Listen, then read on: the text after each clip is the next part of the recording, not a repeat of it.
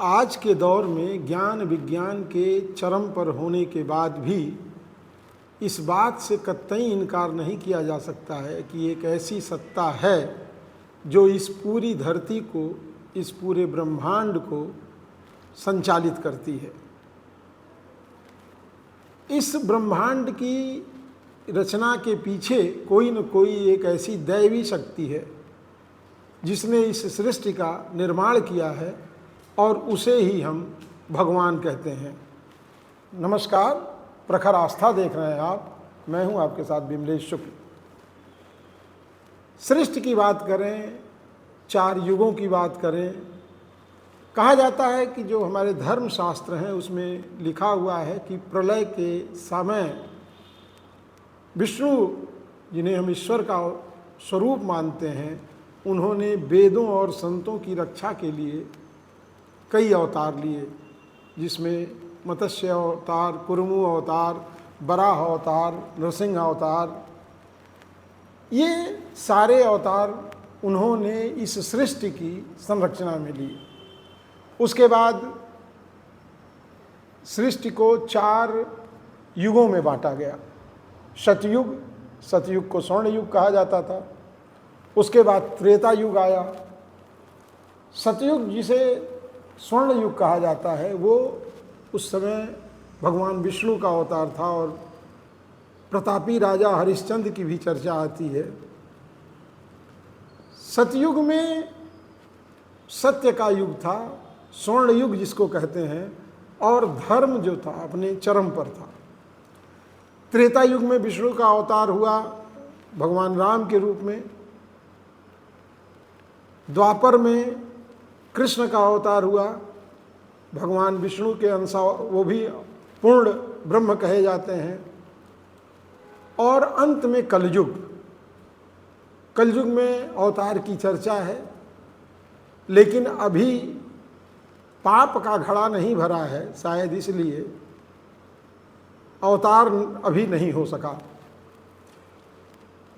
तो ये चार युगों में अलग अलग चीज़ें थीं, लेकिन अंत में जो कलयुग है इसमें केवल सत्य बचा।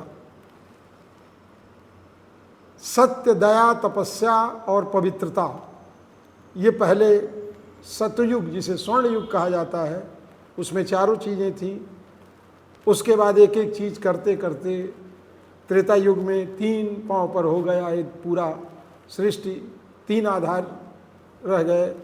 द्वापर में 2 रह गए और कलयुग में केवल सत्य है। इस सत्य के आधार पर ही हमारे यहाँ लोकतंत्र के 4 स्तंभ बनाए गए: कार्यपालिका, न्यायपालिका, विधायिका और मीडिया, पत्रकारिता। इन चारों को भी सत्य पर ही आधारित बनाया गया। कलयुग जब शुरू हुआ तो पहले राजा परीक्षित बने और उसके बाद कलयुग का एक समय बीत गया। सतयुग, जिसे स्वर्ण युग कहा जाता है, बड़ी लंबी आयु होती थी। वहाँ सत्य, दया, तपस्या, पवित्रता, इसका बोलबाला था। ऐसे समय में जब चारों चीज़ें वहाँ बहुत प्रचुरता में थीं, तो मनुष्यों की आयु भी बहुत थी और प्रकृति सारे संसाधनों को मुहैया कराती थी। यह ब्रह्मांड जो है ये सारी चीज़ों को मुहैया कराती थी। इसलिए सतयुग में ही ब्रह्मांड ने उन सारी चीज़ों को हमें उपलब्ध कराया जिसे आज हम विज्ञान के रूप में जानते पहचानते हैं। और ये त्रेता युग और द्वापर युग तक जो ब्रह्मांड हमको देता था, जिसे आज हम विज्ञान के रूप में हवाई जहाज से लेकर के बहुत सारी चीज़ों का अन्वेषण कर रहे हैं, ये सारी चीज़ें प्रमाणित भी हो रही हैं और वेदों शास्त्रों में ये प्रमाणित भी हैं कि ये सारे संसाधन, इससे बहुत बेहतरीन विज्ञान हमारे ऋषि मुनियों के पास था, हमारे समाज में था और सौहार्द था। कहते हैं एक बार ऋषि मुनियों ने चर्चा की कि सबसे अच्छा युग कौन था। तो आपस में जब बहस छिड़ी, चर्चा बहुत बढ़ी, तो सबसे अच्छा दौर कलयुग का माना गया, क्योंकि कलयुग में जो सतयुग में वर्षों, सैकड़ों वर्षों तक तपस्या करने पर फल मिलता था, त्रेता युग में उसके आधा करना पड़ता था। द्वापर में भी कठोर तपस्या करने के बाद ही सिद्धियां मिलती थीं, साक्षात्कार होते थे। लेकिन कहते हैं कि कलयुग में केवल नाम जप से ही मनुष्य का कल्याण हो सकता है। तो कलयुग में केवल सत्य बचा, सत्य पे आधारित रहा। माना जाता है कि सत्य अगर है तो कलयुग जब तक सत्य है तब तक चल रहा है। जिस दिन सत्य का ह्रास हो जाएगा, सत्य इस धरती से समाप्त हो जाएगा, उस दिन प्रलय आ जाएगा, खंड प्रलय हो सकता है, या ये सृष्टि विनष्ट खत्म हो सकती है। अब हम बात करते हैं कि कलयुग में हम ईश्वरीय सत्ता के नज़दीक तो जा सकते हैं, लेकिन सत्य धीरे धीरे हमारे बीच से जा रहा है।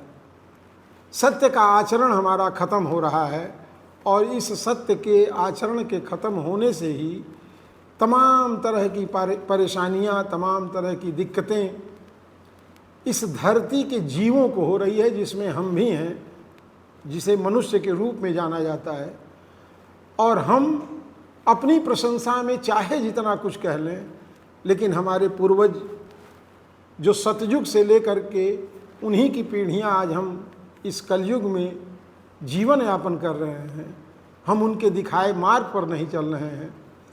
ऐसी स्थिति और परिस्थिति में अगर हम आज भी सत्य का अनुसंधान करें, सत्य के लिए जिंदा रहने का प्रयास करें, सत्य के मार्ग पर चलें, तो निश्चित रूप से हर व्यक्ति का जीवन बहुत ही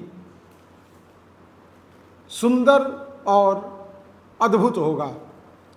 लेकिन चूंकि सत्य खत्म हो रहा है, और सत्य के खत्म होने के साथ साथ जो लोकतंत्र के 4 स्तंभ इस सत्य के आधार पर ही बनाए गए, वो भी नष्ट हो रहे हैं, और इससे हमारा भाईचारा, सामाजिक ढांचा सब चरमरा करके बैठता जा रहा है। अब अकेले एक सत्य पर टिका हुआ ये कलयुग, इसमें हमारी आगे की कितनी पीढ़ियां और जिंदा रहेंगी, इस पर विचार करने का विषय है।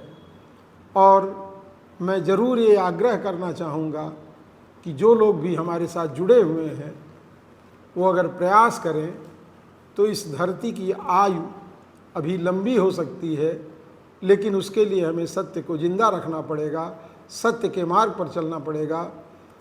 ये आज की बातचीत हमारी आपकी कैसी लगी, हमें कमेंट बॉक्स में बताइएगा।